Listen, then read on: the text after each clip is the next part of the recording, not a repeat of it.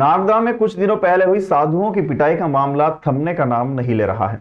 आज एक और जहां बीजेपी पार्टी स्वयं को हिंदू पार्टी कहती है और प्रदेश के मुखिया मोहन यादव अपने सभी भाषणों में प्रधानमंत्री नरेंद्र मोदी के नेतृत्व में भारत को हिंदू राष्ट्र बनाने की बात करते हैं, वहीं दूसरी ओर मुख्यमंत्री मोहन यादव के गृह जिले अंतर्गत नागदा में साधुओं को पीटा जाता है। यह कहना था सैकड़ों साधु संतों का, जो एकत्रित होकर अपने ही एक साधु की सामूहिक रूप से पिटाई के मामले में आज सैकड़ों की संख्या में एकत्रित होकर एसडीएम कार्यालय नागदा पहुंचे थे, जिन्होंने मुख्यमंत्री और राज्यपाल के नाम ज्ञापन सौंपकर यह बात कही थी।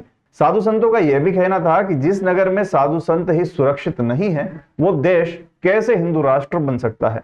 जहां बीजेपी के एक बड़े नेता के छोटे भाई द्वारा एक साधु की पिटाई कर उसे निर्वस्त्र कर दिया जाता है, उस देश में कैसा हिंदू राष्ट्र।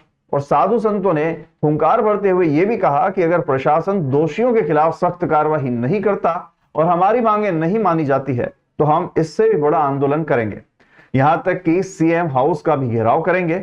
हमारी 3 मांगे नहीं मानी तो उग्र आंदोलन किया जाएगा, जिसकी सारी जवाबदारी शासन और प्रशासन की होगी।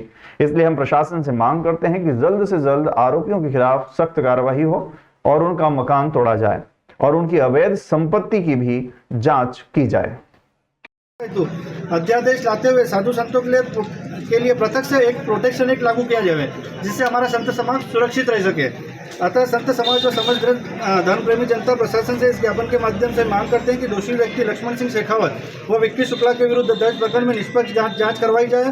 वो ज्ञापन में उल्लेखित समस्त मांगों को शीघ्र अतिशीघ्र पूरा किया जाए। वो हमारे द्वारा ये भी मांग की जाए सजा का कोई प्रावधान नहीं है। वकील साहब, 15 दिवस के अंदर प्रशासन हमारी तीनों मांगों पर गहराई से विचार नहीं समाज इस आंदोलन को और आगे बढ़ाएगा।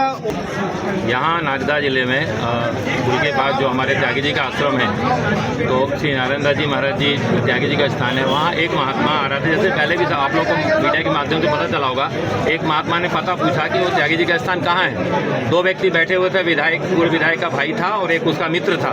उन्होंने स्थान का एड्रेस बताने की अपेक्षा महात्मा को अपमान किया, अनावश्यक उससे शब्द बोलने लगे और उसके कपड़े उतार के उसके लंगोटी तक खोल ली, उसके बाद बहुत मारपीट की। उसके बाद जो पैसा था, जो झोली थी, वो छिना ली और उसको मारने जान से मारने की धमकी देने लगे। आधा घंटा तक उसको पीटा गया है, संत के हिसाब जैसा कह रहा है। और उसको जब यदि जान बचा के नहीं भागता तो उसकी तो मृत्यु भी कर देते लोग। तो इस तरह का अपमानजनक संतों के साथ जो व्यवहार किया गया है, उसके विरोध में पूरा साधु समाज और पूरा भक्त समाज यहाँ पर इकट्ठा होकर के और यहाँ ऑफिस में आकर के अपना ज्ञापन दे रहा है। और हमारी यह मांग है कि उचित से उचित और कड़ी से कड़ी सजा उनको दी जाए अपराधियों को। जैसा सुनने में आया है कि उनको छोटी मोटी धारा लगा करके और तुरंत उनको रिहा कर दिया गया है।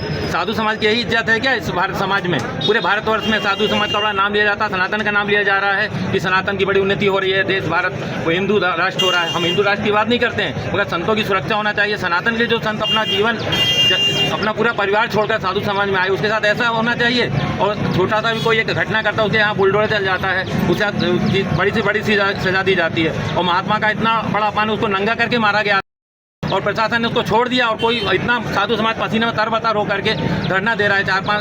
15 दिन से हम लोग कई प्रकार से संत आकर के स्थान में जाकर अपना वक्तव्य दे रहे हैं। जय जय श्री राम। चंबल नदी के किनारे श्री अयोध्या धाम तीर्थ स्थान विराजमान है। हमारे गुरु भाई श्री नारायण दास जी महाराज वहाँ के महंत हैं। हम देख रहे हैं कि वहाँ 25-30 वर्ष से कम अनावरत संत सेवा चालू है। ऐसे संतों का आवागमन वहाँ बने रहता है। कोई संत यदि पहली बार आता है और किसी नागरिक से यदि वो वहाँ का स्थान पता पूछता है तो उससे इस देश की जनता से हम आग्रह करते हैं कि उसको पता बताने की बजाय उसके साथ ऐसा व्यवहार किया गया है। ऐसा तो हम इस देश में मानते नहीं थे। हम तो ये समझते हैं यहाँ का बच्चा, यहाँ का वृद्ध, यहाँ का प्रशासन, यहाँ के सभी समुदाय संत समाज से रूबरू जो है, जो विद्यमान हैं, उनसे सब जो है मिले जुले रहते हैं। कोई वैसा ऐसा व्यक्ति नहीं है जिसको संत समाज की जानकारी न हो।